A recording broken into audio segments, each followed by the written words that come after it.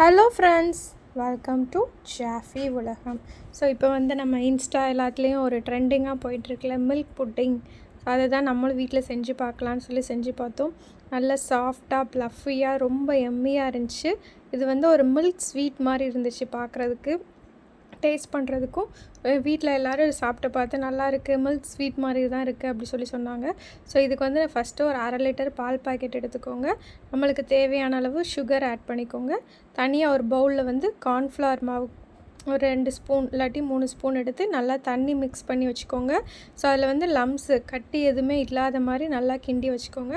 So பால் நல்லா பொங்கி வர்ற டைமில் நம்ம ஜீனி ஆட் பண்ணி நல்லா கிண்டிக்கிட்டே இருங்க. ஸோ இதில் வந்து மெயினாக என்னென்னா, நம்ம வந்து நல்லா ஸ்டர் பண்ண நம்மளுக்கு அந்த ப்ளஃபினஸ் வந்து நல்லா கிடைக்கும். நம்ம வந்து அப்படியே விட்டுட்டோம் அப்படின்னா அந்த சாஃப்டாக இருக்கிறது வந்து வராது நம்மளுக்கு. ஸோ நல்லா கிண்டிக்கிட்டே இருக்கணும். அப்புறம் சுகர்லாம் கொஞ்சம் அப்படியே மெல்ட் ஆக ஆரம்பித்து பாலும் நல்லா பபிள்ஸ் வந்து கொஞ்சம் கொஞ்சமாக வற்ற ஆரம்பிக்கும். அந்த டைமில் நம்ம தனியாக வச்சுருந்தோம்ல கார்ன்ஃப்ளவர், ஸோ அந்த கார்ன்ஃப்ளவர் வச்சுருந்த ஒரு பவுலில் உள்ளதை நல்லா ஒன் டைம் கிண்டிட்டு உள்ளே ஊற்றிட்டு திருப்பி நல்லா ஸ்டர் பண்ணிக்கிட்டே இருங்க. அதே மாதிரி சைடில் வந்து இன்னொரு பவுலில் நல்லா கீ வந்து க்ரீஸ் பண்ணி வச்சுருங்க. ஃபுல்லு நல்லா தடவி வச்சுருங்க. ஏன்னா நல்லா ஃபைனலாக வந்து இதில் தான் நம்ம ஃபுல்லு ஊற்ற போகிறோம்.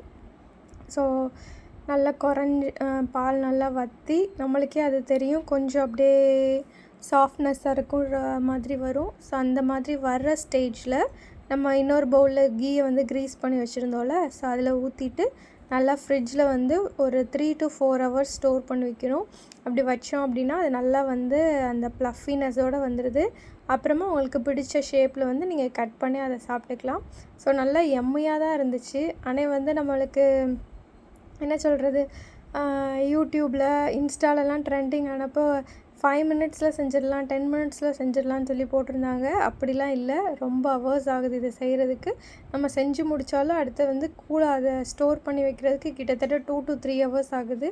அப்படி வைக்கிறப்ப தான் நம்மளுக்கு வந்து நல்லா அந்த டேஸ்ட் வந்து ரொம்ப நல்லா வருது. ஸோ நம்ம இதுதான் கரெக்டான டெக்ஸ்சர். நம்ம இப்படி ஊற்றுறப்ப இது மாதிரி கொஞ்சம் இதாக வரணும். ஸோ இப்படி வந்துருச்சு அப்படின்னா உங்களுக்கு வந்து நல்லா ஃபார்ம் ஆயிடுச்சுன்னு அர்த்தம். ஈஸியாக நம்ம க்ரீஸ் பண்ணதில் ஊற்றி வச்சுட்டு அதில் வந்து லைட்டாக ஒரு 2-3 தடவை தட்டி விட்டுக்கோங்க, எதுவும் பபுள்ஸ் எதுவும் இல்லாமல் இருக்கும்ல அதுக்காக. ஸோ 2 hours வச்சிட்டிங்க அப்படின்னா நம்மளுக்கு எம்மையான ஒரு ஸ்வீட் ரெசிபி ரெடி ஆயிரும். இதில் வந்து உங்களுக்கு ஃப்ளேவருக்காக நீங்கள் வெண்ணிலா எசன்ஸ் ஆட் பண்ணிக்கலாம், அப்படின்னுலாம் ஏலக்காய் பவுடர் ஆட் பண்ணிக்கலாம். அது நம்மளோட சாய்ஸ் தான். நான் வந்து எதுவுமே ஆட் பண்ணவே இல்லை. ஸோ அண்டு தான் நைஃபை உள்ளே விட்டாலே பாருங்கள் அது எப்படி இருக்குது, பார்க்குறதுக்கு ரொம்ப அழகாக இருந்துச்சு. ஆனால் எனக்கு வந்து இது ஓகே தான். நீங்கள் ட்ரை பண்ணிவிட்டு கீழே வந்து மறக்காமல் கமெண்ட் பண்ணுங்கள். ஸோ உங்களுக்கு இந்த ரெசிபி பிடிச்சிருந்துச்சின்னா லைக் பண்ணுங்கள், நம்ம சேனலை ஷேர் பண்ணி விடுங்க இந்த வீடியோவை. நீங்களும் வீட்டில் செஞ்சு பார்த்து கீழே மறக்காமல் கமெண்ட் பண்ணுங்கள் ஃப்ரெண்ட்ஸ். தேங்க்யூ ஃபார் வாட்சிங். பாய்.